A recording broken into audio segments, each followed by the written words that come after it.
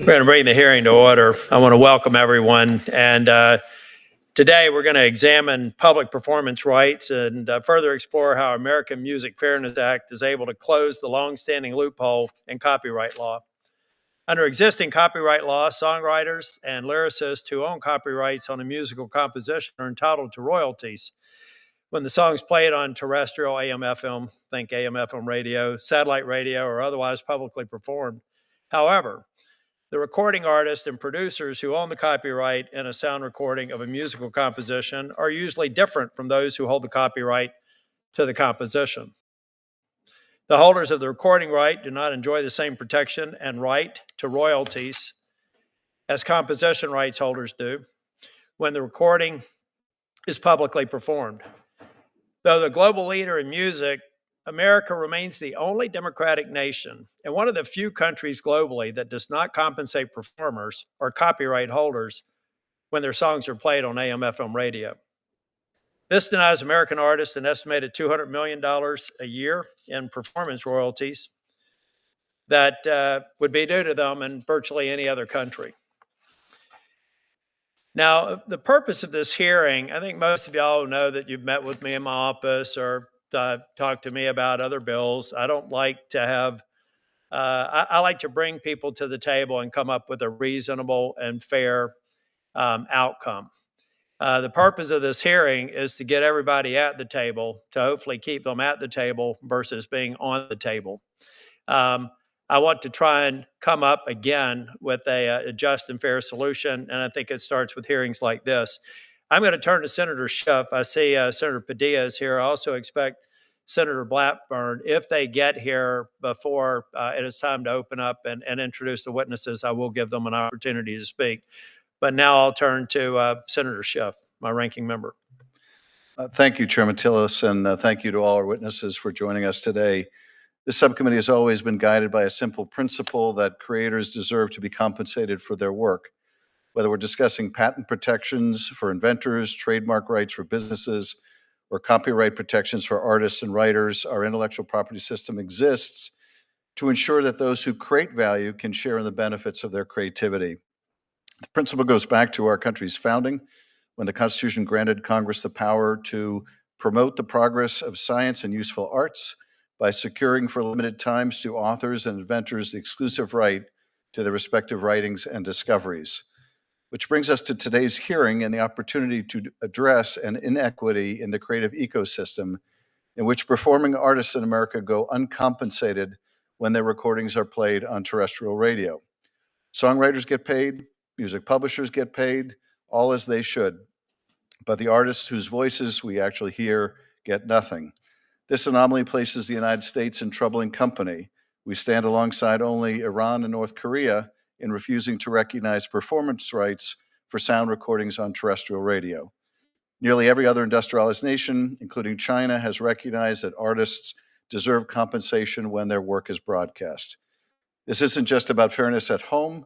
American artists are losing an estimated $70 to $100 million annually in foreign royalties because other countries won't pay our artists when we refuse to pay theirs.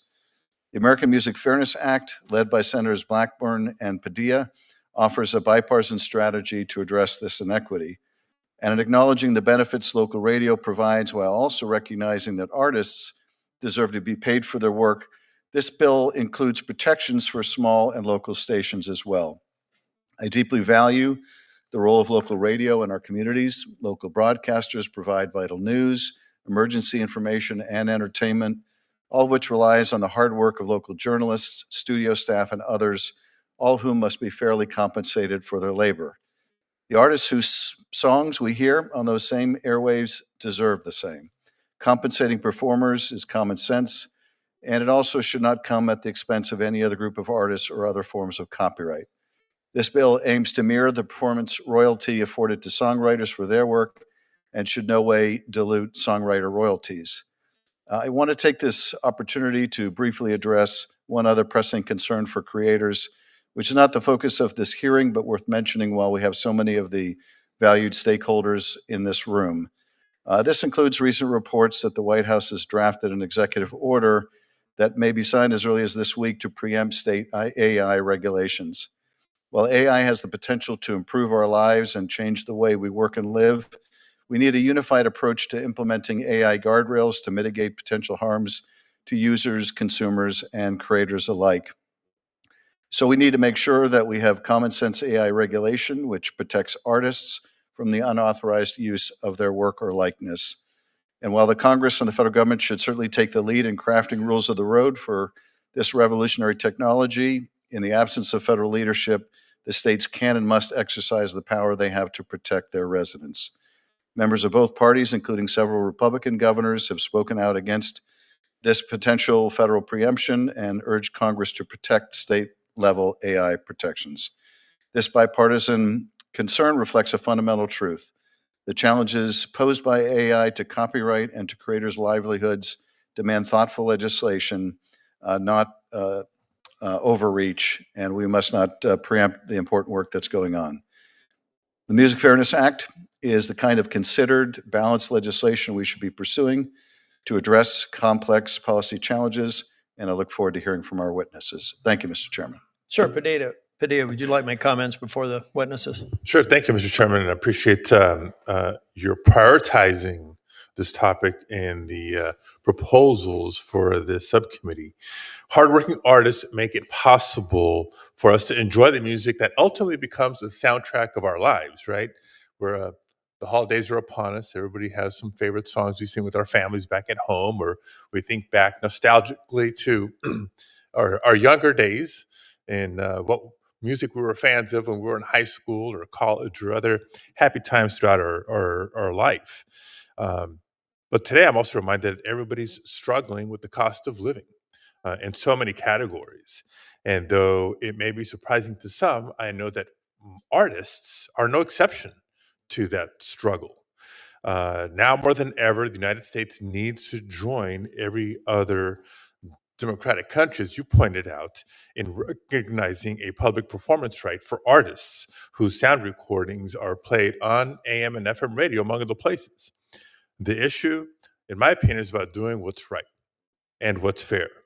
And so I'm glad we're moving forward with the American Music Fairness Act. And I want to be clear that my support for this measure, which I'm co-sponsoring with Senator Blackburn here, is in no ways mutually exclusive with my support for local radio, which also plays an irreplaceable role in our communities, from facilitating emergency responses to uplifting local culture and local news.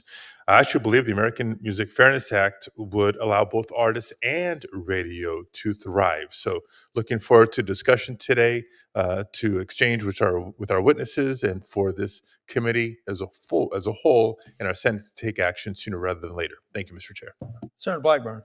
Thank you, Mr. Chairman, and welcome to our witnesses. We are so pleased that you are here. I appreciate the support in holding this hearing and bringing the issue forward. This is one that I've worked on since about 2008.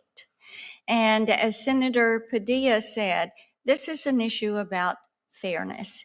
It is an issue about allowing a creator to exercise their constitutional right, an Article 1, Section 8, Clause 8 right, which is a right our Constitution gives to creators to benefit from their creations. And of course, we know when it comes to AM/FM radio, there has been an inequity in this. Times change, delivery changes, and of course, our creators should be compensated.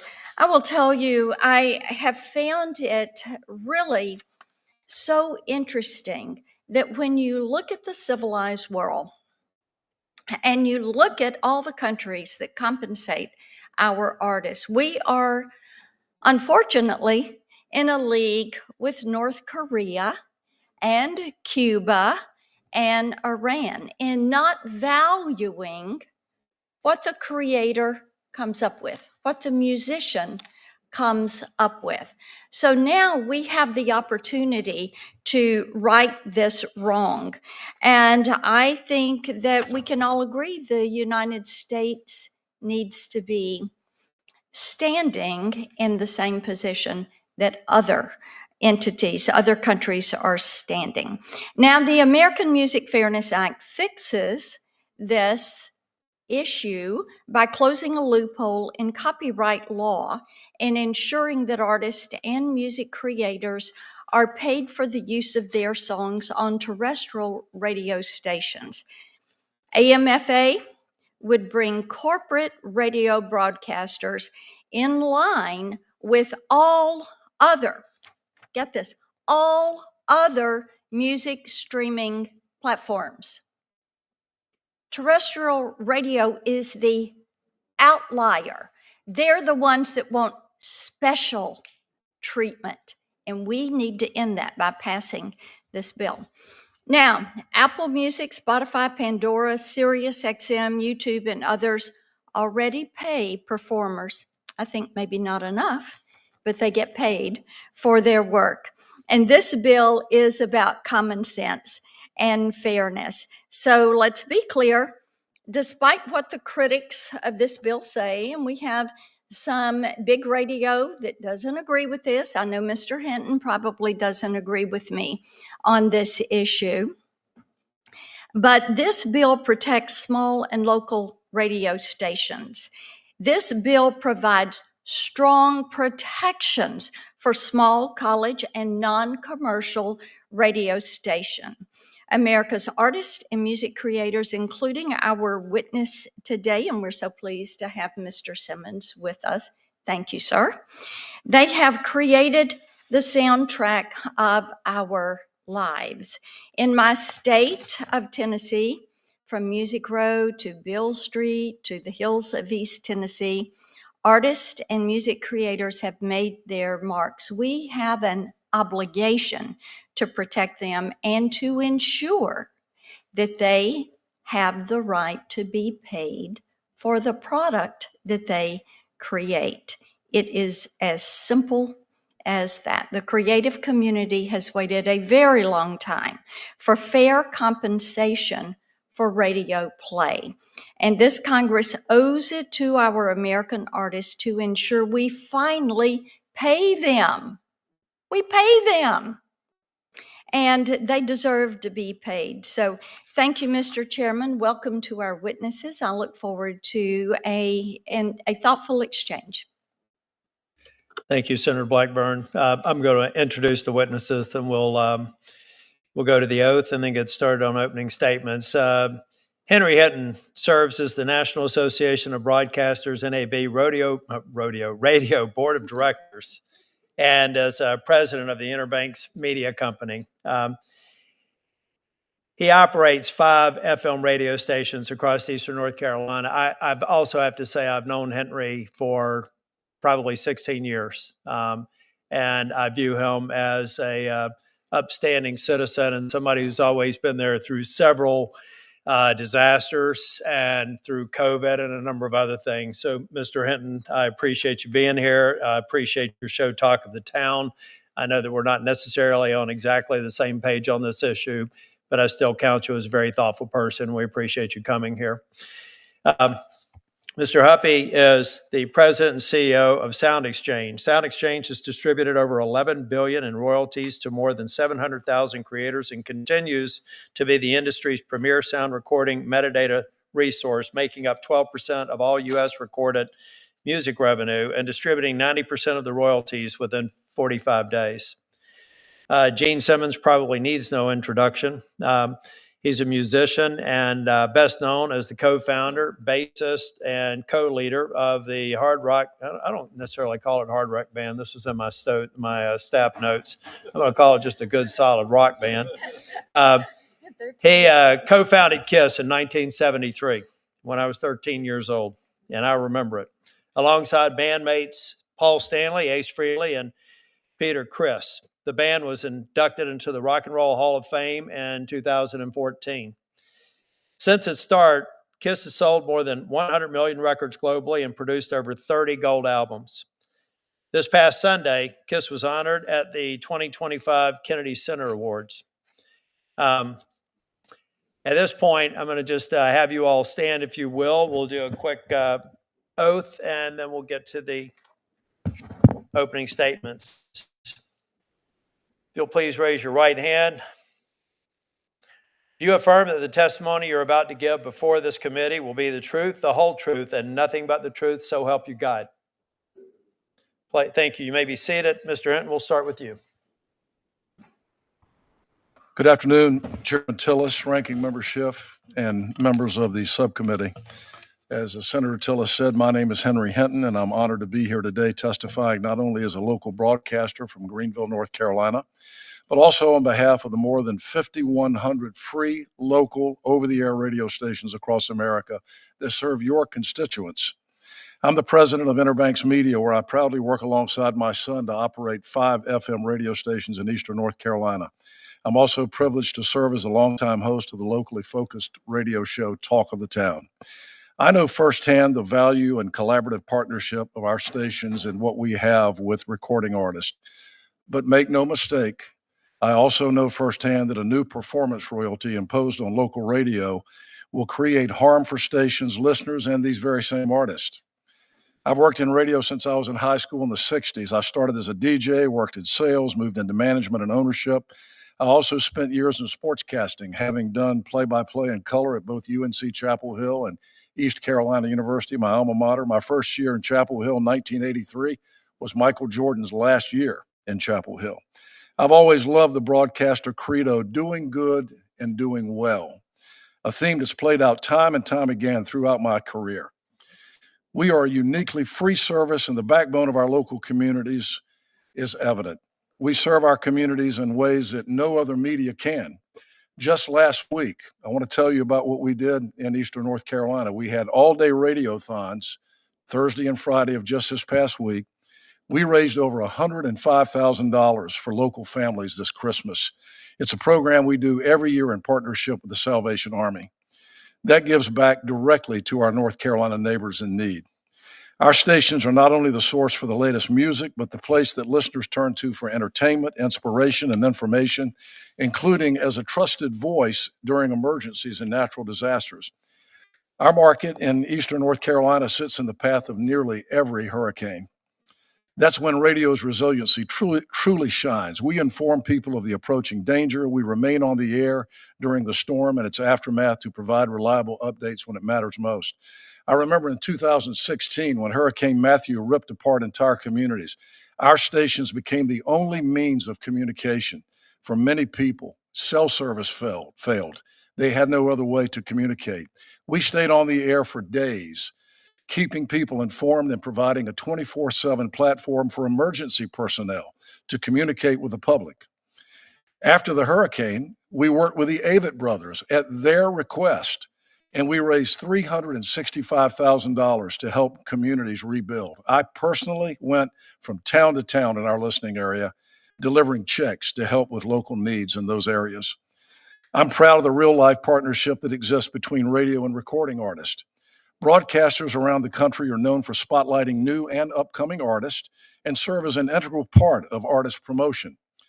The broadcasters around the country, the continued relevance and value of radio is affirmed by daily local radio broadcasters around the country as record labels continuously contact stations to promote new artists and music and look for radio airplay to help them launch their next hit. We're immensely proud that over-the-air radio is free to our listeners, but it is not free to those of us who provide it. Radio stations pay countless fees, including annual FCC regulatory fees, copyright royalties to performing rights organizations like ASCAP, BMI, CSAC, GMR, and streaming collectives like SoundExchange. Local broadcasters today compete against tech giants and global streaming services, some of whom, ironically, are now trying to emulate the essence of radio on their platforms. Streaming services are able to recoup costs through subscriptions and fees that they charge to their users. We cannot. This makes the imposition of a new performance royalty economically untenable for local radio broadcasters. When new fees are imposed, free local radio's only option is to cut elsewhere. Stations have to make the choice between covering local football games or paying new fees, between making their payroll or sending more money to the recording industry, an industry currently making record profits, I might add. Imposing a new fee on radio's free service would jeopardize jobs, require stations to cut back local involvement in the community, and place more pressure on radio stations already struggling to survive.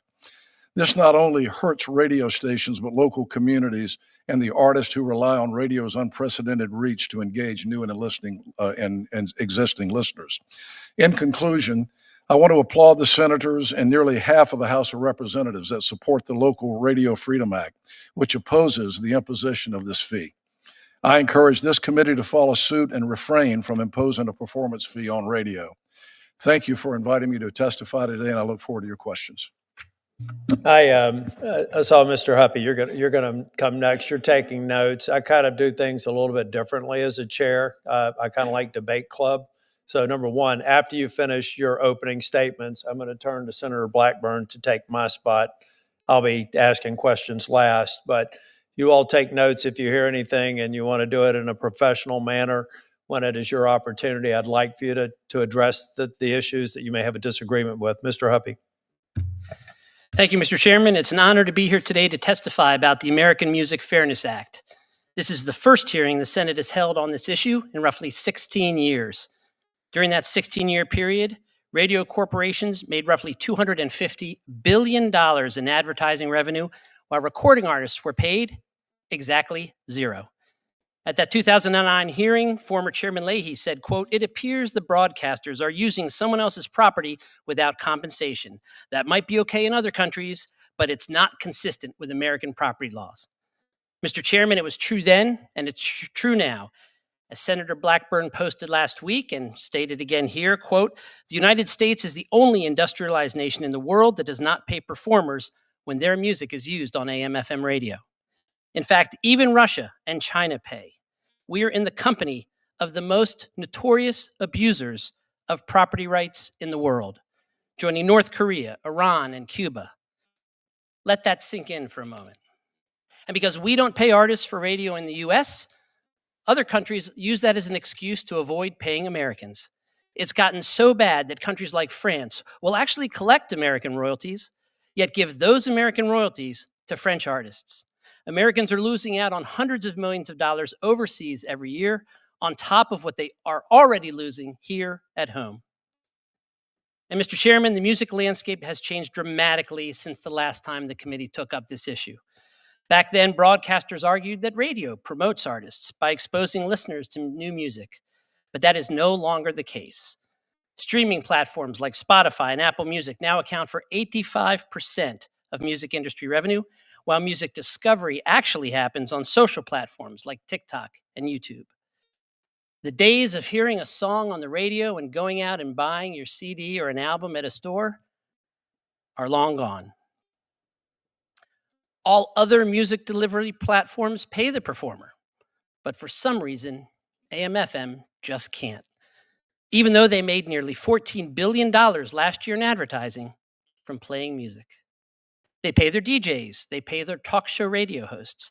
They even pay artists when the very same AM/FM programming is streamed online.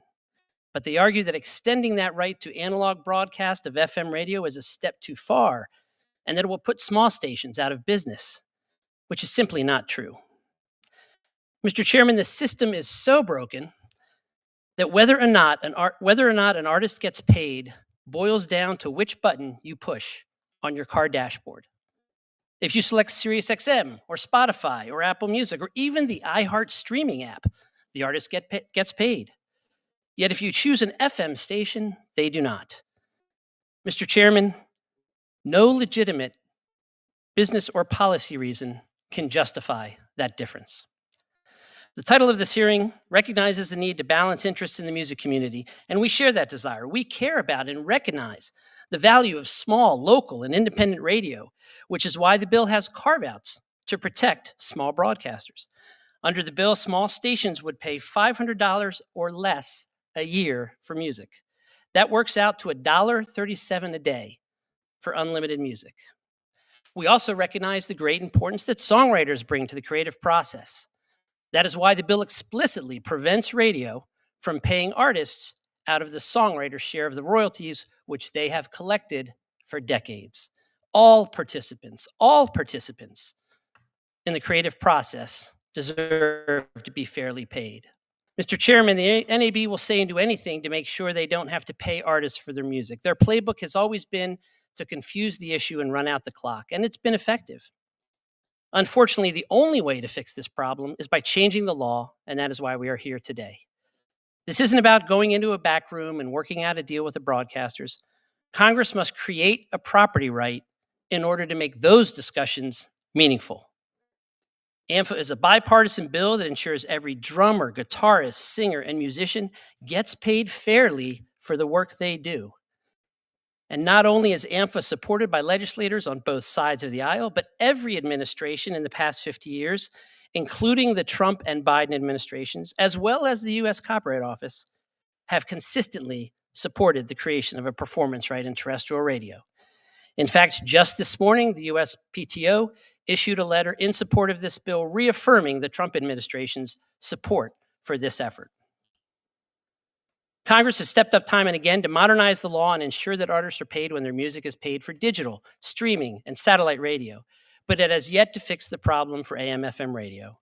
In closing, Mr. Chairman, we're simply asking you to finally close this glaring loophole in our copyright law, which has been giving one of the oldest music delivery platforms a free ride for too long. Just 2 months after the Senate hearing in 2009, the Judiciary Committee marked up and approved the bill on performance rights. Mr. Chairman, I hope this committee repeats that history and moves to mark up the American Music Fairness Act without delay, just as it did 16 years ago. Thank you for your time. I look forward to your questions. Mr. Simmons. Thank you, Mr. Chairman. Mr. Simmons, if you, the button needs to be red. Yeah. Red means on here. Thank you, Mr. Chairman. I was happy to see many of you this Sunday where KISS, our little band, was honored at the Kennedy Center with President Trump. I'm proud to say I first met President Trump years before he got into politics, and I'm happy to remind everyone here in this room that our President Trump signed the Music Modernization Act in 2018. This bill updated copyright protection for the digital era. The world is changing. We've got to stay ahead of the curve, and legislators need to be informed on all of these things because, let's face it, you do the work of the people. We elect you, and we hope and we expect you to do the will of the people. I'm grateful to President Trump for his leadership on issues important to our artists, past, present, and future. I'm here to kindly ask all of you, both Republicans and Democrats, to help us remedy a situation, an injustice, let's call it for what it is, an injustice that's been ongoing for many, many decades. I'm going to tell you what I mean. Bing Crosby recorded perhaps one of the biggest songs of all time, White Christmas. What's more American than that? Written by Irving Berlin. It's been on radio, AM and FM, later FM, and originally in AM, millions of times. Every Christmas, we and around the world are listening to I'm Dreaming of a White Christmas. That's America's song. Everyone received money. The radio station sold advertising. The plumber who fixed the plumbing got paid. Everybody, the disc jockey got paid. The only person that was never paid for the airplay was Bing Crosby, which is astonishing. And I want to talk about why this is called the American Music. You got to stop there. American Music Fairness Act. Yes, it's an act that's fair because there isn't fairness ongoing right now, but it's American music. America. Last time I checked, Zimbabwe gave the world no music. I can't sing you a French song and nobody else. It's America's music that rules this planet. Elvis, baby, the king. Elvis, who sang hundreds and hundreds of songs. And I met the gentleman when he was alive, and sadly, Elvis never got a penny for all the times, all the millions of times that his music was played around the world. If you go to Africa, you ain't nothing but you hear that music. That is our emissary. That's bigger and cooler and better than any foreign minister that goes on. American culture spreads with our music, with our pop culture. Elvis never got a penny. You know who got all the money? And this is not to demonize Mr. Hinton, who's a powerful and attractive man. He came over and tried to dissuade me, which is a big word like gymnasium, but I'm a big fan of his, and more power to him. He works hard, and he's got 4 radio stations. God bless America. I hope you have 400. This bill, when it's passed, because the word if is for losers, we are going to pass this bill. It is bipartisan. You will do the will of the people, because 70% of the United States of America in a recent poll said, we want this injustice cured now and once and for all. Getting close to the finish line does not work. And Mr. Hinton, I understand everything you talked about when emergency reliefs and hurricanes came, and I'm important. We're only talking about AM and FM radio and paying our Frank Sinatra, Elvis Presley, Whitney Houston, Celine Dion, even my newest best friend, George Strait, who's a co-winner, proud winner of the of the Kennedy Honors. I walked up to George and we started talking about family and where you from. I'm from Texas. And I said, I'm from Israel. Same thing, planet Earth. And we started talking and trading stuff. And I told him, George, do you know one of your biggest songs, Amarillo, which has been broadcast on AM and FM radio hundreds of thousands of times? Do you know you never got a penny for any of those broadcasts? He looked around, he said, what do you mean? Because he sings other people's songs. What do you mean? He turned to his handlers. No, that's true. How do you defend that? Mr. Hinton, God bless him. We all live in America. We disagree, but he's wrong. He said that the 4 radio stations, I beg your pardon, may have some financial issues ad infinitum, ad nauseum. 3 of the 4 stations may have to pay $500 when, not if, this bill is passed. What's your problem?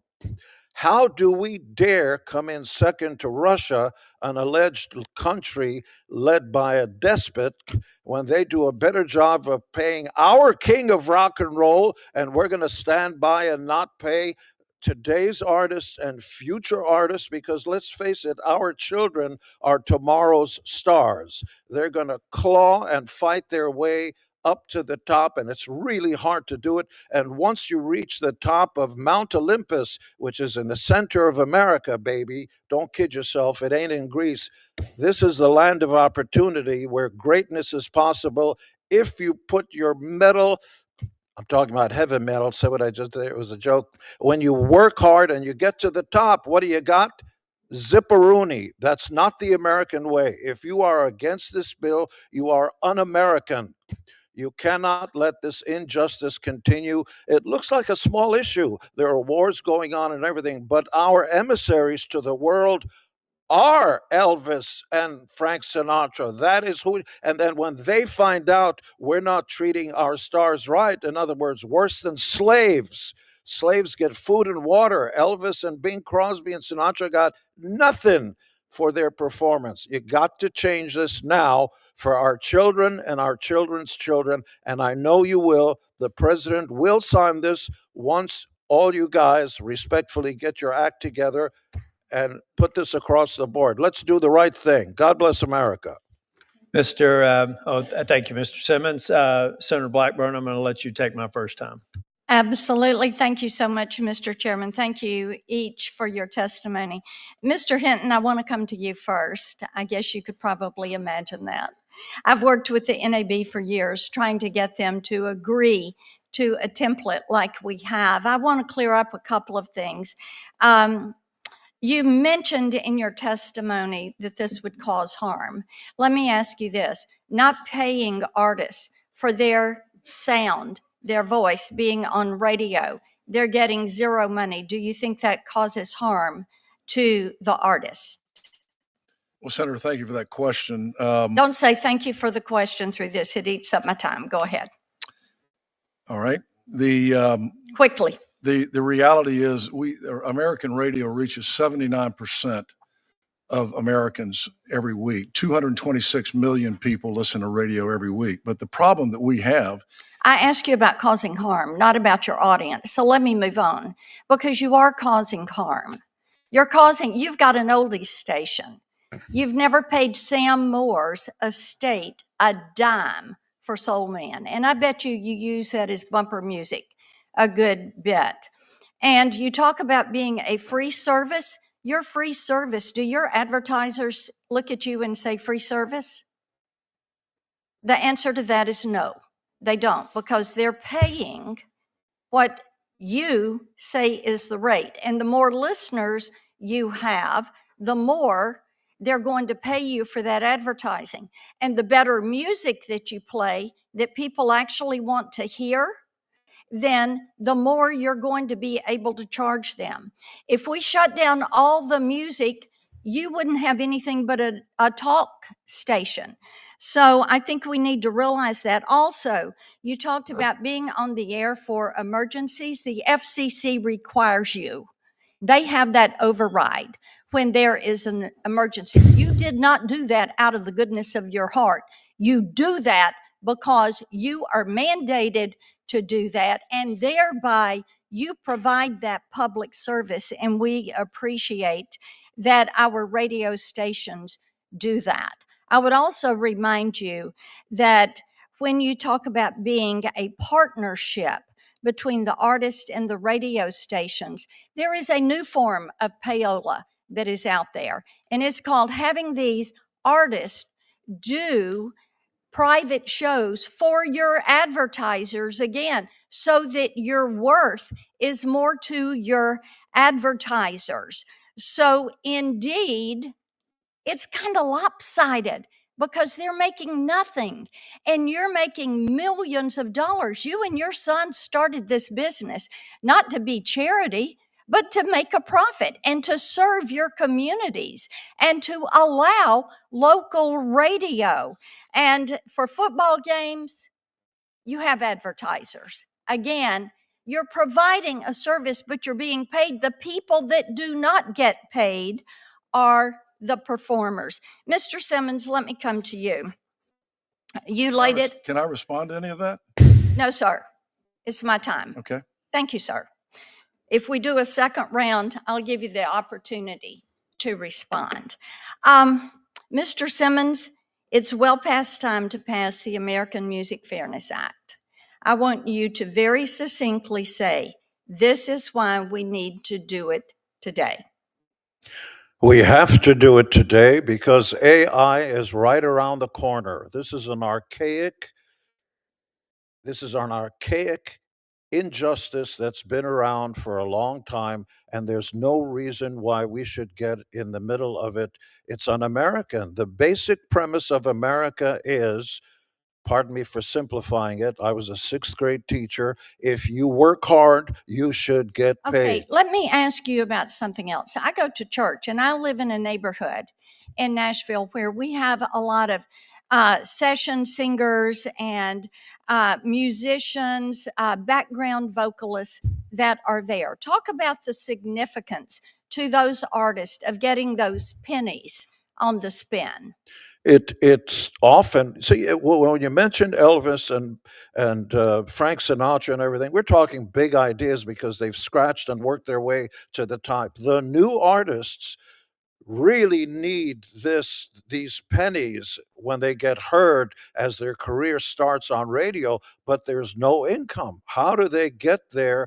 How do they claw their way up to the top with the help of radio? And again, I'm not here to demonize Mr. Hinton or the radio stations. We need each other. Performers need radio, radio needs performers, but for God's sakes, equitable doesn't mean you get zero, and radio makes $14 billion just this last year. That's not equitable. I know it's a big word like gymnasium, but come on, Hinton, let's get with it. Let's become American. Thank you, Mr. Chairman. Yep. Senator Schiff.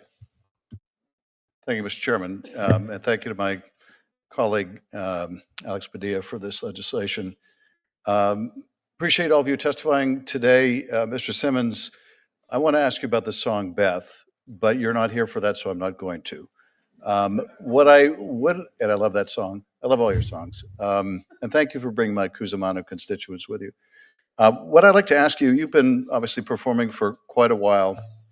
When you began your career, there was a kind of understanding that I think was the rationale for this injustice that, well, if radio stations are playing your music, you're getting advertising, more people are buying your albums.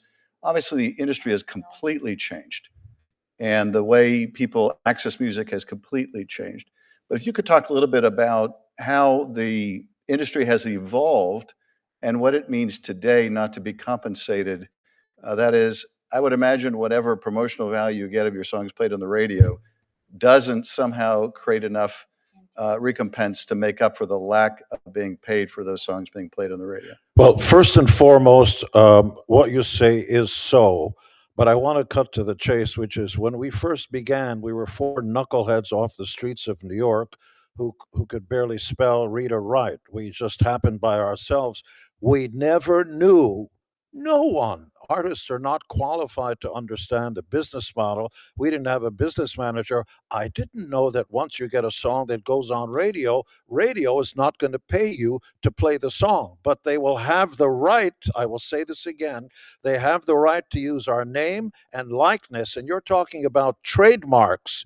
You use my trademark without my permission. Otherwise, I'm going to take your house and your firstborn. Are you kidding me? So radio uses billboards across the country's highways of America to promote the radio stations so that people will tune into their station because they are hearing our voice on their station so they can sell advertising. And more power to you. You should be making more money, become more successful, but the new artists are not going to get their fair shake. There are barely record companies left. The entire music industry is in disarray, and all these pennies are so important, especially for tomorrow's stars who are being born today. This is for our children and for our children's children. We can't just let them out in the cold and not have a way to get paid for their hard work. Thank you. And Mr. Huppe, I know when your son was very young, he ran for school office with the theme song, Don't Worry, Be Huppe, which was brilliant, by the way.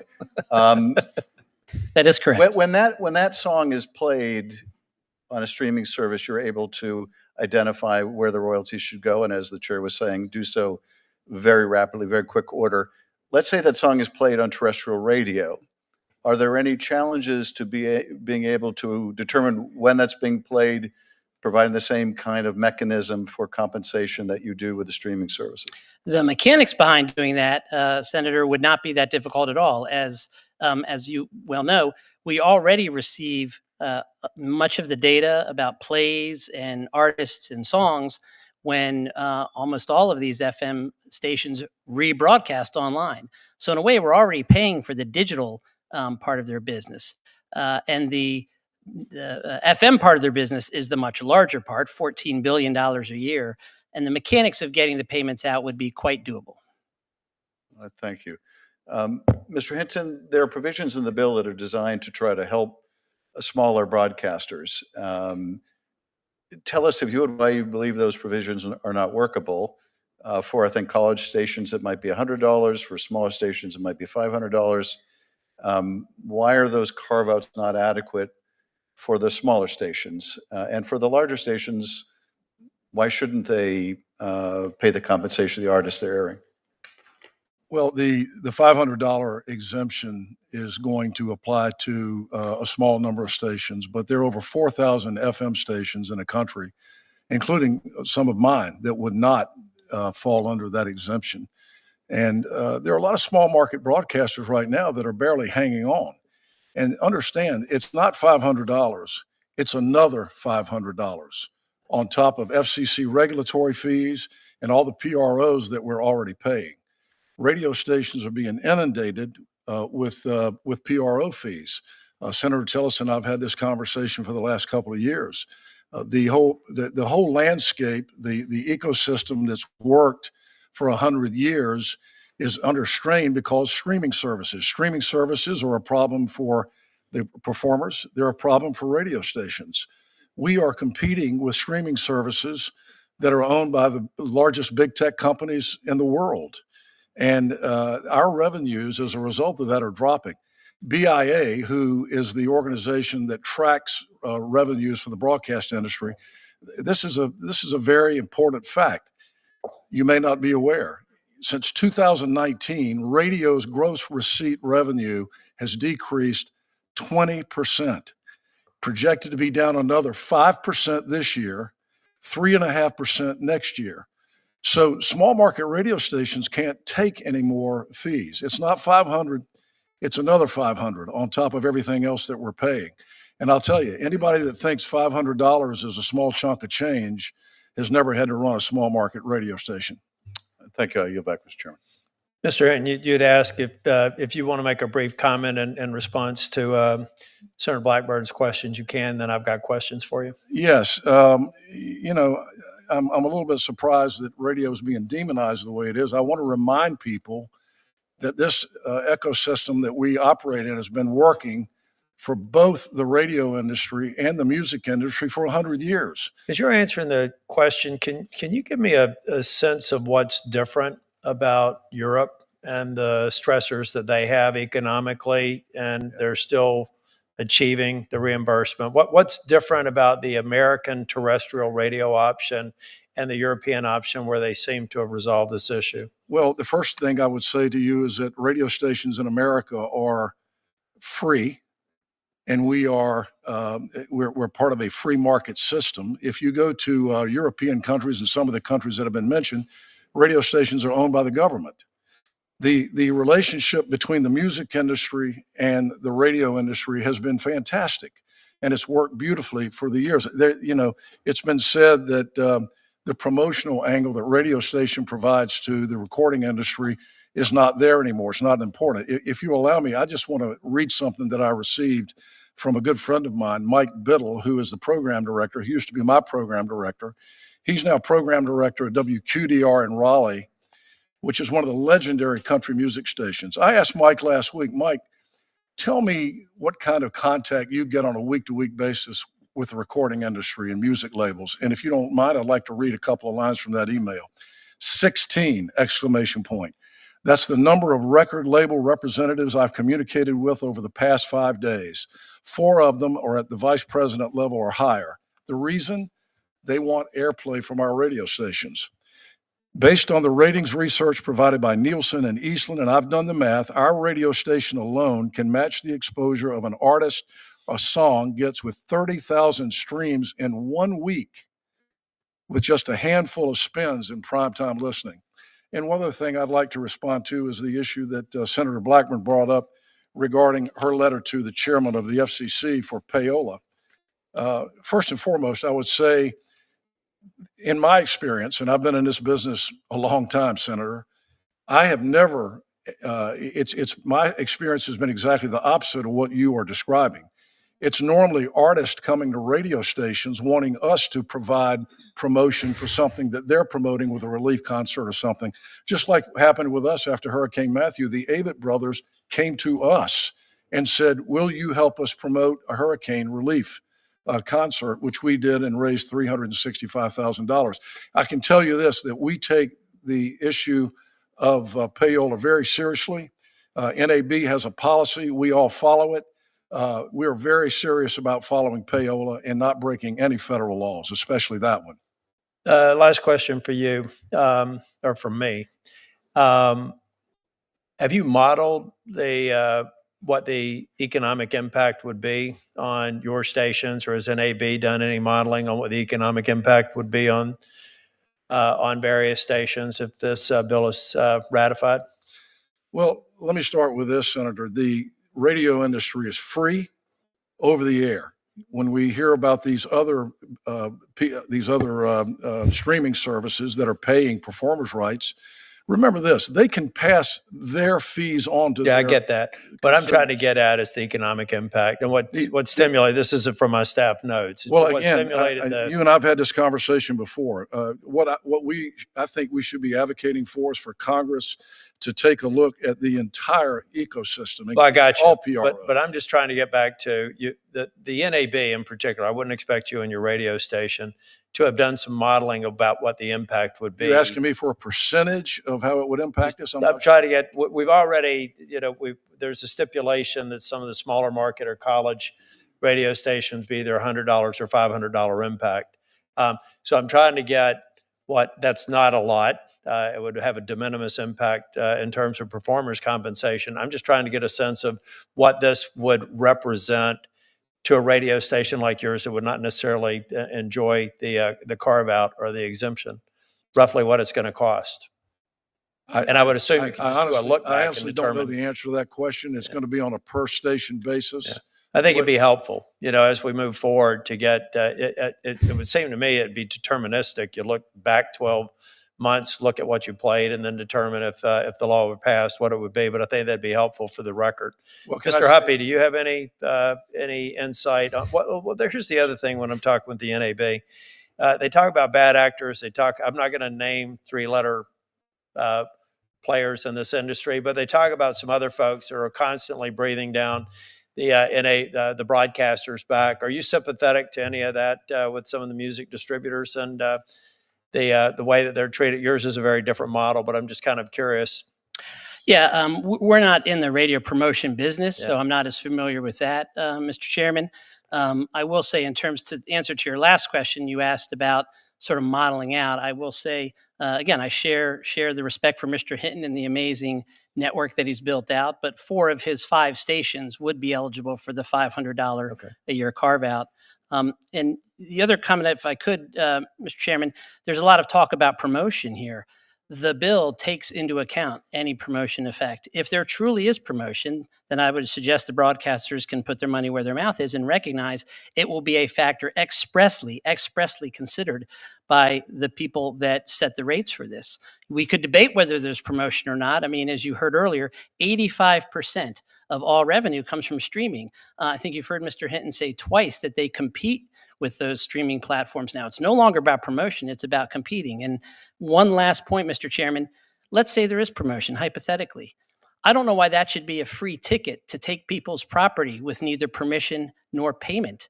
Radio broadcasts Major League Baseball games. It is undoubtable that increases the promotion for baseball. It raises the value of the franchise. And no one for a minute would suspect or suggest that they don't get licensed by Major League Baseball. I don't know why music should be any different. Thank you. My time is over. Before I recognize Senator Padilla, I think Beth was a good song. It was Peter Criss who sang leads, the drummer.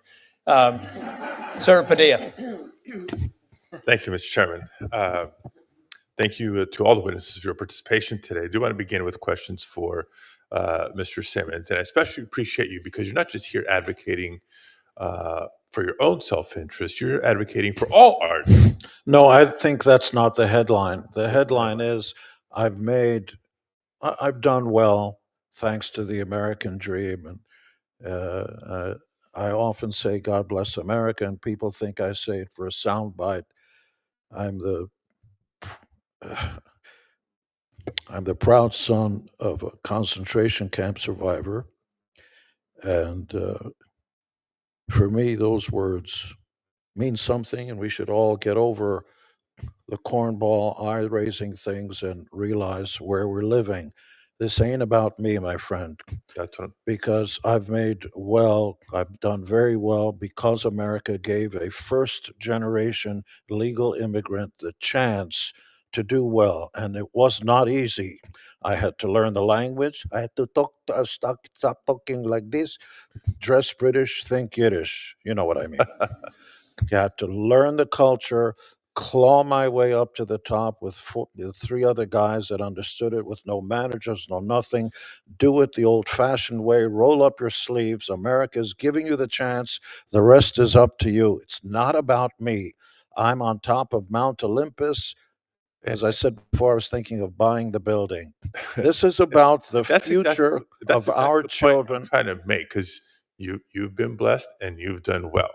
And I think there's a misperception in the general public that most artists, if they kind of recognize the name, oh, they must have made it. They're all on top of Mount Olympus, but that's not the case. So what I want to hear from you is kind of reflect back to the earlier stages of your career.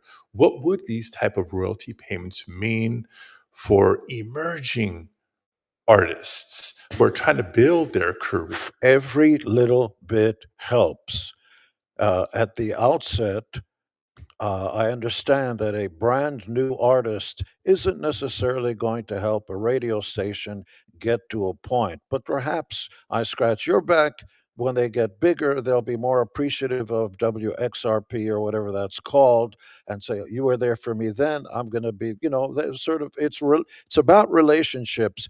But if you work hard, the American way is you must get paid. You cannot verbally or otherwise, ethically, morally, and perhaps once this bill is passed, legally validate the notion that somebody who works hard is going to get nothing, while a corporate entity, well meaning though it may be, is receiving $14 billion just this last year. And as you articulated in your opening remarks, there's a reason this is called the American Music Fairness Act, because the way Yeah, we're not it is asking. unfair. Hold on. That's If right. it was unfair decades ago, is it more or less fair today, given the change in technology, the change in the industry? It's not just Yes, radio it's more revenue or unfair. not. It's more streaming. unfair now because once 1988 or so, when Napster started downloading and all that, and remember, we're only talking about in this bill AM, FM. We're not talking about streaming or anything else. That's for another bill, another time with other folks. It's a simple idea. My friend, when I go on the highways of America, is my radio station, and I'll turn to AM or FM to hear the music I want to hear, and they're playing it and charging advertising and so on. The people who are on that, who are singing my favorite song, are getting zero for that performance. That's got to change. I don't know if I answered your question, but I thought I was profound anyway. Absolutely, absolutely. My last question, my time remaining, is for Mr. Huppe. Can you talk? We've focused on radio station owners or broadcasters. We focus on artists. Are there other folks in the industry who stand to benefit from this bill? As Mr. Simmons says, not if, but when it is passed and signed into law. Do producers get impacted one way or the other? Engineers, other behind-the-scenes folks? The answer, Senator, is yes. This impacts the entire recorded side of the business. Many people participate in the creation of a recording. It's a huge part. It's a huge investment for the industry. It's what we all listen to when we turn on the radio. So, it's artists and record labels, studio producers, background musicians, background vocalists, engineers. It's a very hard job to bring a successful recording to the world. And all of those folks would benefit from this bill. Last quick question, Mr. Chairman, if you'll indulge me, for Mr. Simmons. Not on the bill itself, but my youngest son, his name is Diego. He's 10 years old. He has quickly fallen in love, not with the bass, but with the electric guitar. What advice do you have for him? Have a fallback position. And I say this seriously because since the advent of downloading and file sharing, where artists are actually getting minuscule amounts, barely able to get by. And by the way, I was a sixth grade teacher. I had a college education. I worked at Williamson and Williamson. I was the assistant to the director of the Puerto Rican Interagency Council, Boricua. You know what I'm talking about. The original Indians in Mexico, Magdalena Miranda, it was a government research and demonstration project. And because I had skills, I could type 90 words a minute, fix hexagraph, mimeograph, ad infinitum, ad nauseum. I was making 23 grand a year when that meant a lot of money, but doing the Jewish way, living with your mother, not paying rent and so on. So I amassed a large enough amount that I could support the band we were forming together without managers and everything else. The advice I have for everybody is always have a fallback position, because everybody believes, and God bless them for believing, I can reach the stars. Well, what happens if you don't? What's your fallback position? How old is he now? 10 years old, sir. Okay, he's got time. What kind of music? Heavy metal. Metal. You know what? There's the 10,000 hour principle. There was a book about it. The harder you work, the luckier you'll get, and always have the fallback position. By the way, if it's not a musician, there are managers and other things and personal. America's largest export besides aerospace is entertainment. Our emissaries are our pop culture heroes, and that includes rock stars. The term rock star is not just applied to music, but to politicians. When somebody's really good, you see Mr. Schiff over there, that's a rock star. You're applying a music term to that. I move we pass the bill. When you're using it as a verb, let's rock. We're going into extended play here. We need Thank to you move very to much. Senator Thank you, Welch. Mr. Chair. This is Senator Welch. important. Around the world, rappers call themselves rock stars. You go to anywhere in Africa, Europe, it's American culture. I'm getting the kick that says basically, shut up, let them talk. But I'm passionate about this because it goes back to our children. Don't let the future, our children, not have an opportunity to make a few pennies. We're not asking for a lot. You guys are making, respectfully, Mr. Hinton, you guys are making $14 billion a year pre-tax. I understand the hardships of the American tax system. That should be changed also. Flat tax, everybody. We're going to have to move to Senator Welch. Okay, if you've got a solution for that, we'd like to see the bill Well, text. I've We've been working on enjoying that. I've been enjoying the concert. No charge. All right, there's two values. All right, look, radio is incredibly important, and it's a lot of stress. But local radio, especially, I think is really important because our communities don't have the glue that holds them together, and local radio can do that. You mentioned the radio that was done to help raise money for aid, but we can't have radio without artists, and artists struggle. And, the proposition that it's free because the radio is free, that's like, tech is saying it's free Gmail. But there are a lot of other collateral consequences that we have very little control over and are struggling with. So how do you answer the basic question that if you broadcast somebody's creative work, they shouldn't get paid? Yeah, it is. Well, again, this is the system that we operate under. It's worked for 100 years. We've had a system. No, but seriously, it's worked for you for 100 years. Well, respectfully, 14 billion. Last year. Well, let me clarify that I did not make $14 billion last year. No. And I will say again, I'll repeat what I said earlier. The latest statistics are that radio revenues are down 20% since 2019. Here's why I'm interrupting. It's just a basic fact. It should be a basic value. If you provide a service to me, I come in and I want to get radio advertising, you charge me money for that, and I benefit. And the tool you use to sell your advertising is the creative work of artists.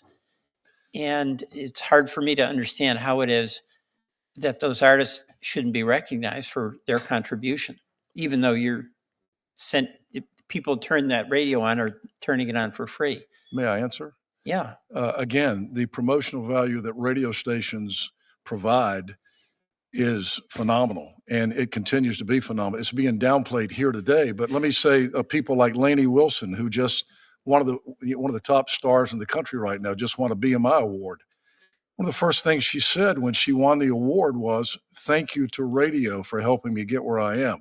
I just mentioned. Okay, I get that, and politicians, if they go viral, that's a good moment for them, and that's over the media that is free. But there is the point that Mr. Simmons has been making, and that is that a lot of artists have to struggle an awful long time and with very little compensation. And what motivates them is their dedication to their craft, to wanting to express that and the healing power that music can have, and them having the opportunity to contribute. So that system doesn't work for many of the artists. The concern I have is to make sure that a lot of these small radio stations that don't make the big money, and they play an incredibly important role in Vermont.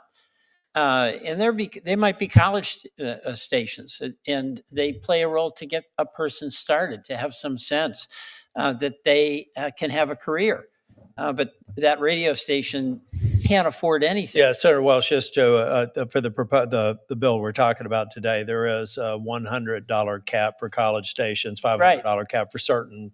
No, and low market I think that's great. It makes it possible. There's been a lot of progress on that, but you wouldn't have a problem with that, right, Mr. Simmons? I'll take it case by case, Senator, but it should be up to performers to decide, not for an industry that's rich in their pockets with $14 billion. No, but I understand we are sensitive. Let me push back a little bit in the sense that the performer is not going to be negotiating with the college radio station in Vermont State College, right? I mean, that's the whole point of the legislation, is to try to provide some fairness.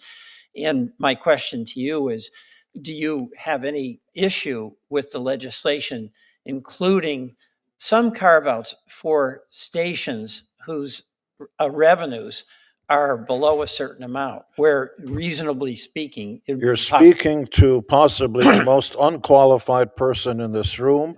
However, as a voting citizen of these United States, I and the rest of the population hold the ultimate power. And as one voting member, I think all radio stations must pay something. Okay. Somewhere between something and $14 billion is the answer. All right, just one final plug. Senator Blackburn and I have the TRAIN Act, and it's really an effort to try to protect exploitation of the artistic output of products through AI. And I would just like to hear from each, just a yes or no. Do you think we should protect intellectual property, the creative content, respectfully, being exploited with it? May I take some AI? of your time, Senator? To I didn't the want you extent to that he's say- already 40 seconds over, yes. Very clearly. In some of the contracts that I've signed and negotiated myself, although I'm not a lawyer, in the interest of full disclosure, perhaps there should be an escalation clause. Smaller stations, you play our songs a few times, it's X. If you're finding out that you're playing our songs and it's really increasing and you start making a lot more money, perhaps there should be an escalation clause for the reason you're making more money and selling more advertising. That's fair. But I do think, Senator Welch, on the issue of AI and the real threat to creators, we're discussing that as another subject for a hearing in this Congress. I think it's very important. Senator Blackburn, would you like to go second round?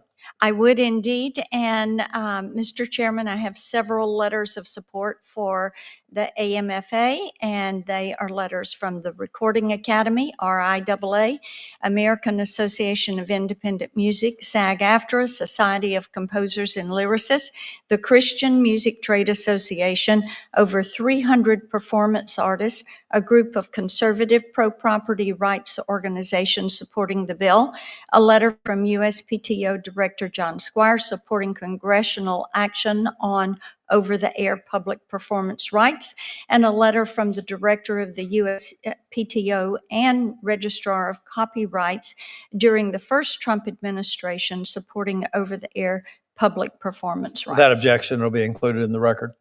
Thank you. Mr. Hinton, I know that Senator Tillis was asking you about any modeling you had done of what this would cost you. And I would like to see if you have done that, because we're talking about a fee as low as $500, and stations with annual revenue of $1.5 million would only be paying $500. So have you all looked at this? Because this bill is really a tiered approach.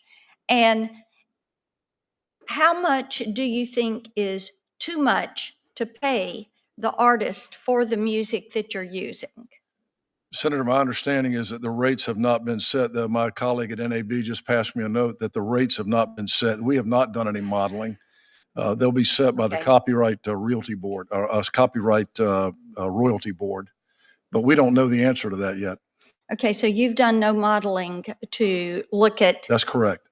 any of this. Well, I think we've gone over and above to try to protect radio stations. Have you had the opportunity to read the bill?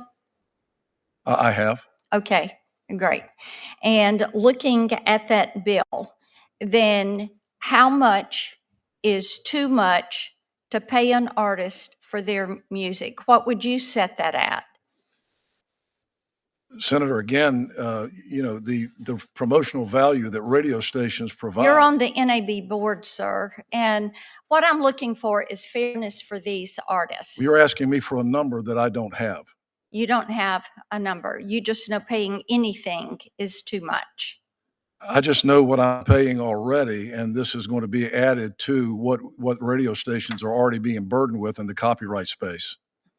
So since there are other fees, you think that gets you off the hook from paying musicians and artists, since you're already paying fees. So, and by the way, we take promotional value into account in the bill. That is, and you might want to kind of gloss back over, give that section another read, because we do account for that promotional value. You talked about that that artists benefit, and indeed they do. And radio stations are important partners, but we want radio stations to be fair to the artists, because you buy clothes, you benefit from clothes. You buy food, you benefit from the food you buy. You benefit, and your advertisers benefit by the music that you play. But the people that create that music don't get anything at all. They get nothing. And this is why passing this bill is important to do. And we've tried since 2008 to work with NAB on this issue.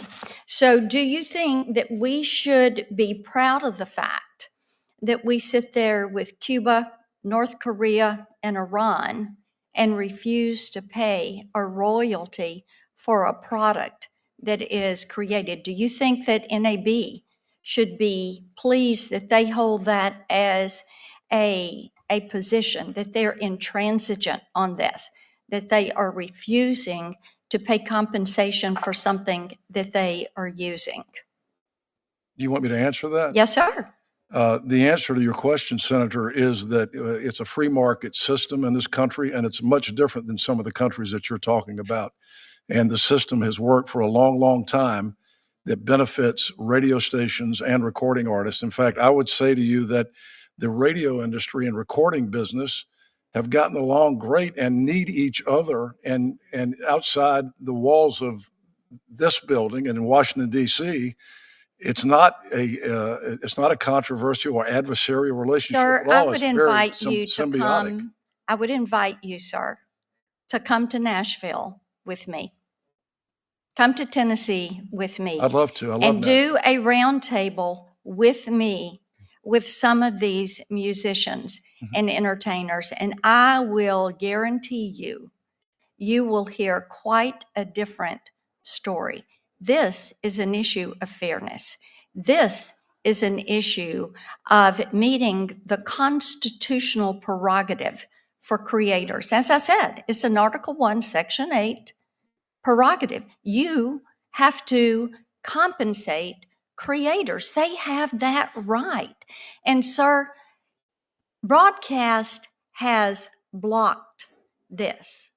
You wouldn't be in business if you didn't have access to spectrum.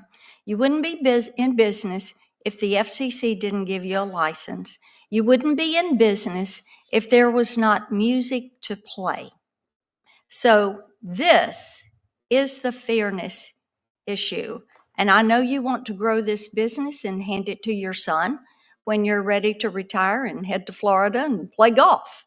And what we want to do is make certain radio can flourish and that entertainers can also flourish. Thank you, Mr. Chairman. Senator Schiff. Thank you, Mr. Chairman. Mr. Chairman, I just wanted to underscore something that Peter Welch said earlier. I certainly have no interest in demonizing radio broadcasters, local radio. I admire what you do. I like what you do. I listen to it all the time. I'm a fan. And I understand there's enormous financial pressure on your industry, particularly with the explosion of these streaming services, and you're competing with the giants. So I just want to let you know I acknowledge all the concerns that you've raised. I think we've tried to strike a fair balance in this, but I am mindful of the financial pressure you describe, and I don't want to act as if we're not aware of that. And as you say, there have been ways in which your industry and artists have collaborated and come together on things like the No Fakes Act and other legislative initiatives, and I'm grateful for that kind of collaboration. I think it's really important. Mr. Simmons, I want to ask you, there was probably a point in your career, as there is in almost every musician, where you wondered, are we really going to be able to make a go of this? Am I going to be able to earn a living this way? At that critical crossroads where probably a lot of artists decide they just can't make a go of it, what would it mean to have that additional revenue from hearing their works performed on the radio? Can you tell us what that moment was like, if you ever experienced that? Maybe you knew from the beginning you were going to be a hit no matter what. So maybe you're the exception, but tell us what that moment was like for you, if you experienced it, and what it means to others to have that little extra help to get you to the next level. At the outset of any career, all those pennies, bits and pieces are so important. It sometimes is the difference between success and failure. There was a band that just recently announced, a band called Garbage, successful. They sold 1 million records of something. Shirley Manson, the lead singer, announced they were quitting the music business because for them it was not financially feasible. There are different income streams. When you play a concert, if you do well, you do well. There are some bands that do better in concerts, like the Grateful Dead, who didn't sell as many records, and so on. So every one of those pieces of the puzzle gives a band a chance to survive. And at the outset, as I said before, radio is important. Radio is important for both of us. Radio needs artists, and artists need radio. That's fine. I'm going to keep going back to the same old point. One of those two is making a fortune, and the other one, for doing all the hard work, is getting Zipola. I'm going to say it again.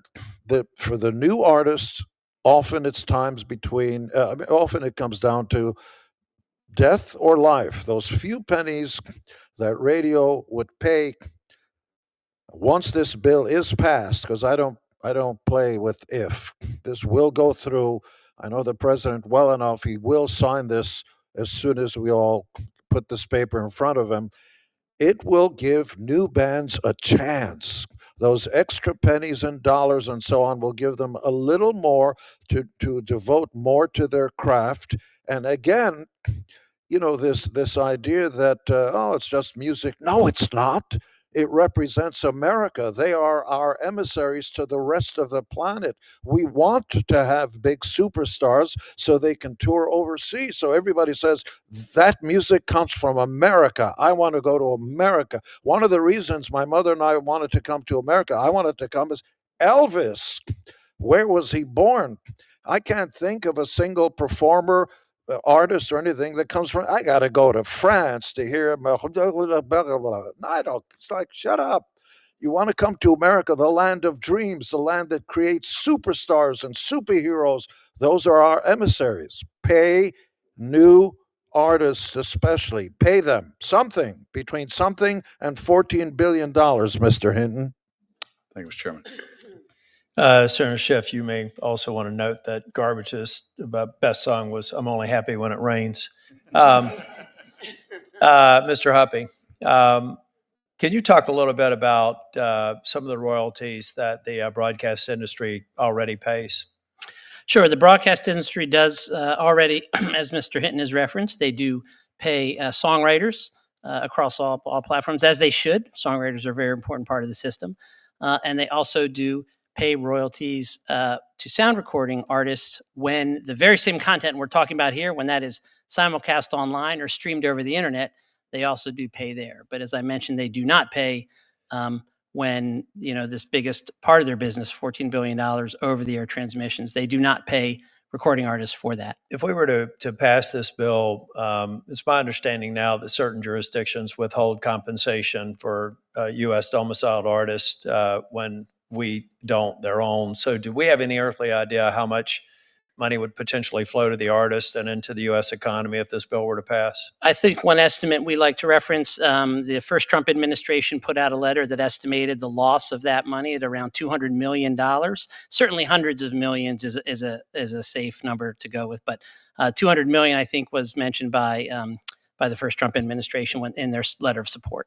Mr. Hinton, one thing that may be helpful, just so that we get a better idea of economic impact, I think about other things broadcast radio does, like the Emergency Broadcast Network, those sorts of things. They do play a different role than, say, a YouTube Music or other streaming platform. But I think it would be helpful for us to get a better understanding of the real economic impact. We've heard about the exemptions or exclusions for college and small market radio stations, that maybe you take a market basket of any analogs that makes sense in foreign countries, whatever their reimbursement model is. And even if you don't know what rate could be set by the board, you can at least know what the norms are out there, so that we get some sort of idea for economic impact. I'm going to have my staff work on it, but NAB may be in a better position to do that and potentially submit something for the record. Seeing no other members here, we're going to bring the hearing to a close. This is an area, again, most of you who know me know that I try and strike a Goldilocks balance on policy. But I think that this is an area we've heard testimony where we're probably going to see some action. I think there's a growing sense in Congress that they're going to move forward. And so let's talk about the disparate impacts that we should take into account, potential unintended consequences. That's an assignment for NAB, and I would like to see anything submitted to the record or subsequent meetings with you all. We're going to hold the record open for a week. So if you'd like to submit any other testimony, any other data, we'll allow you to do it. I think, did we set a specific deadline? Week from today? Yeah, 1 week from today, close of business. If you'd like to submit any other record, any brief comments before we...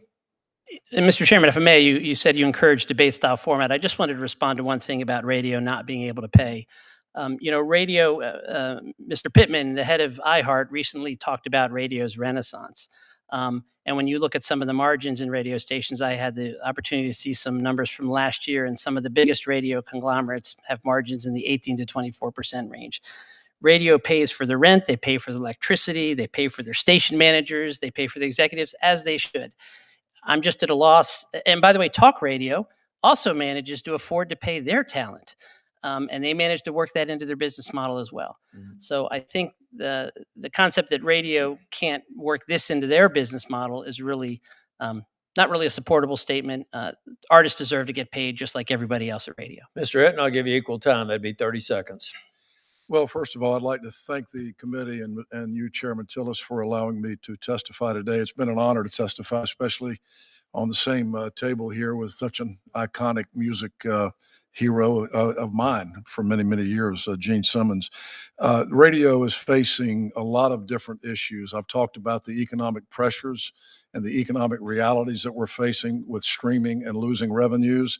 And a lot's been talked about today with regard to where we are with these declining revenues. I would point out that the recording industry grew 3% last year to a record high $17.67 billion. So I think radio's had a big part in promoting artists. We want to continue to have a great relationship with the music industry, but we want everyone to understand that a new performance fee on radio stations is going to, again, it's going to be an additional fee while our revenues are declining, but these fees are exploding exponentially on us. Okay, my time has expired. Mr. Simmons, thank you for being here. Congratulations on your recognition Thank you. And this in week. the And thank you for following- having an impact on so many people. Thank you. And in the following week, if you need me to fly back here and state our case again, I'd be more than happy to. Thank you. Thank you. The hearing's adjourned.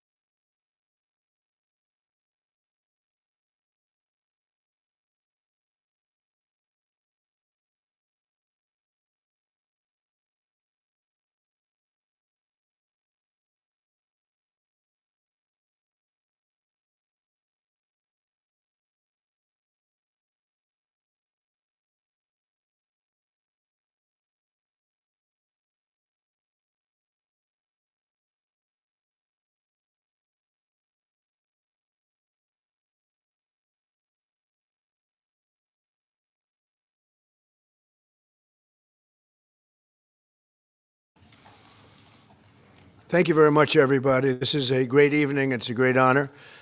And I'm delighted to welcome to the Oval Office, the world famous, most famous office in the world, most powerful office in the world, our truly exceptional 2025 Kennedy Center honorees. As President of the United States and the Chairman of the Board of the Kennedy Center, it's a privilege to pay tribute to the very best in American arts and culture. And that's what you have beside me.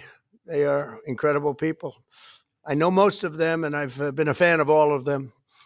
And it's been a real honor to get to know them during this little period of time. This is a group of icons whose work and accomplishments have inspired, uplifted, and unified millions and millions of Americans. This is perhaps the most accomplished and renowned class of Kennedy Center honorees ever assembled. We have country music legend George. Got it? Turned off. Got it? We have country music legend George Strait. George, thank you very much. Let me do this right now, George. I think if you want to leave it on, you can. I think we can get it through. Okay. Oh, he's got good hair. A little bit. I still got a I'm little bit. surprised. Sometimes I take it off and there's not a lot. There's not a lot. Thank you, George. Thank you.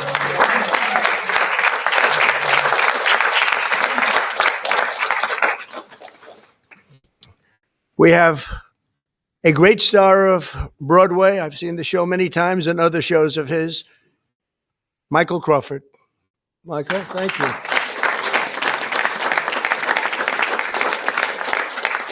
Thank you, Michael. Let me do that. Very good. Thank you, Michael. Congratulations. Thank you. Beautiful. We have the disco queen, and she was indeed. And nobody did it like Gloria Gaynor. Gloria, thank you very much.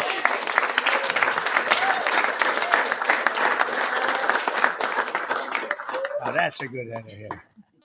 That's beautiful. Thank you, Gloria. Thank you.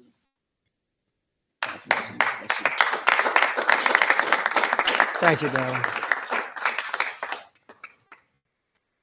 A friend of mine, a wonderful person, a spectacular person, one of the true great movie stars. There aren't many. There used to be a lot. There aren't many now.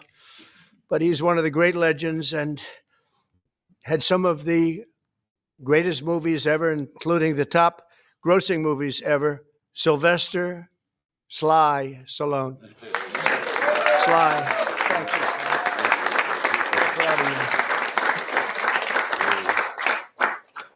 you. This is great, Sly. It's an honor. Oh, thank you. Okay. Thank you, Mr. President. Thank you. Appreciate it. Should I Thank go you. over here? Thank Yeah, sounds good.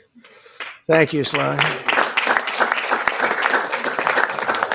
And the members of the incredible rock band Kiss, Paul Stanley, Gene Simmons, Peter Criss, and Ace Frehley, who now is resting in peace, and his beautiful daughter is here to accept the award. Thank you very much. Thank you for being here. Thank you.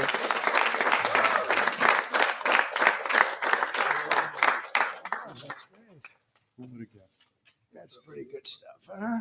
Let me turn that around. Thank you. That's great. I can't. My friend for a long time.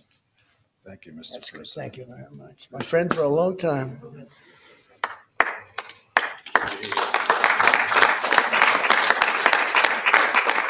Okay, that's good. Thank you, Mr. President. Thank you very much. It's an honor. And I think your father would be very happy to have you wear this, okay? Thank you very much. He's a great guy. Thank you very much.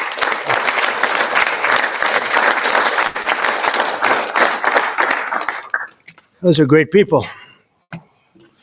In a few moments, we will be presenting these stars with their Kennedy Center honors medallions, which were redesigned this year with the help of the fantastic team at Tiffany and Company. And I want to congratulate them. They have done a fantastic job. They're wonderful people. I know them very well because they're right next to Trump Tower. I've lived with them for many years, and they really have done a great job. So I want to thank Tiffany. Thank you very much. We're also joined by members of the Kennedy Center Board of Trustees who are doing a really great job. And as you know, the building is being renovated, fully renovated. It's being, I would say, fixed at a level that nobody's ever seen before. We're going to make it something really special. It's been tired. It's been mistreated, a little bit like the White House has been mistreated, to be honest with you. And we're bringing it back to a level that I don't think any place in the country will see. We were given quite a bit of money by Congress to do the job, and we're doing it right. And you'll see the new marble and the renovated marble and all of the different rooms, major auditoriums. The sound is so fantastic. One of the very big prerequisites, and something that doesn't happen often, is when you have great sound, you take advantage of it. And the Kennedy Center has great, great sound. If they build it, fellas, you know this. Gloria, you would know it very well. George, you'd know it very well. Oh, Michael would know it so well. But if it's built with bad sound, you never get it fixed, right? It just doesn't work. They've tried very hard at Lincoln Center and other places and hasn't worked out too well. But I just want to thank the executive director, Rick Grinnell. Rick, thank you very much. Thank you, Rick. Ambassador Sergio Gore, ambassador to India. Thank you, Sergio. Great job. And other friends and distinguished guests, Mr. and Mrs. Ike Perlmutter. So many people are here that are great friends. Mrs. Fisher, thank you very much. Very much. We have some unbelievable people on the board, the most prestigious board, I think, now, maybe in Washington. From Newark, New Jersey to Poteet, Texas, from New York City to as far away as London. These are among the greatest artists, actors, and performers of their generation, the greatest that we've seen. We can hardly imagine the country music phenomena without its king of country, or the American disco without its first lady, or Broadway without its phantom. And that was a phantom, let me tell you. Or rock and roll without its hottest band in the world, and that's what they are. Or Hollywood without one of its greatest visionaries. Each of you has made an indelible mark on American life, and together you have defined entire genres and set new standards for the performing arts. You have set new standards. On behalf of every American who has been inspired by the unbelievable talent of Michael Crawford, who has been influenced by the music of George Strait or Gloria Gaynor or Kiss, or who has been moved by Sylvester Stallone's unmatched heart and talent and grit, because nobody played that role and nobody will ever play that role like Sly. We want to thank you all. We want to thank you all. Really tremendous. Thank you. Thank you all. So we're going to have a good time tonight. I look forward to celebrating with all of you at the Kennedy Center tomorrow. And it's going to be something that I believe, and I'm going to make a prediction, this will be the highest rated show that they've ever done. And they've gotten some pretty good ratings, but there's nothing like what's going to happen tomorrow night. So I just want to thank you all. I want to congratulate you all. And I want to thank the media. They've treated this with such great respect.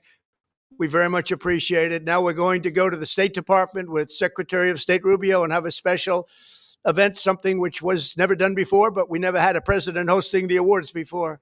This is the first. I'm sure they'll give me great reviews, right? You know, they'll say he was horrible. He was terrible. It was a horrible situation. No, we'll do fine. I've watched some of the people that host. Jimmy Kimmel was horrible. And some of these people, if I can't beat out Jimmy Kimmel in terms of talent, then I don't think I should be president. But I want to just thank you all because this is a special night. And I think you're going to see that at the end of this evening and by the end of these 2 days, you're going to say this is one of the most special days in your life. And I think a few of you have already told me it already was. So thank you all very much. Congratulations. And we'll see you in a couple of minutes. Thank you. Thank you. Thank you. Thank you, media. Thank you very much. Please. Thank you very much. Thank you very much.